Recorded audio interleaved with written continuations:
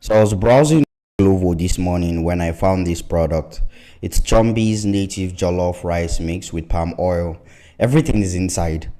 And it's 7 in 1 pretty much. You have your long grain rice, your palm oil, your smoked dry fish, dried prawns, seasoning, of course, cayenne pepper and kale. Everything is inside this container. And the instructions are just to open it up and cook it in your boiling water. And that's what I did. So this is the sachet of red oil. This is what it looks like. And there's also, of course, the fish I mentioned in it, smoked dry fish.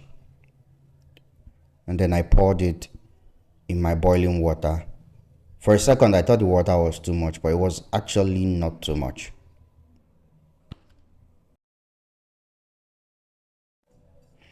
So I tore up the oil, added everything, because again, the instructions are to just put everything in boiling water.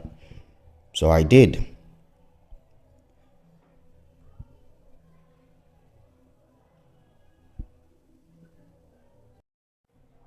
There's an instruction on the sachet that says you should not eat this if you're allergic to dried prawns. I'm not sure why, but yeah, halfway through the cooking, this is what it looks like. This was like 7-10 minutes later. Everything was beginning to soften, just like your normal rice. So I waited, for the water to go down. I tasted it.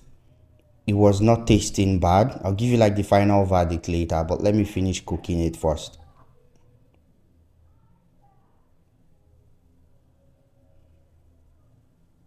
So at this point, the rice wasn't as soft as I would want it to be. So I added some more water.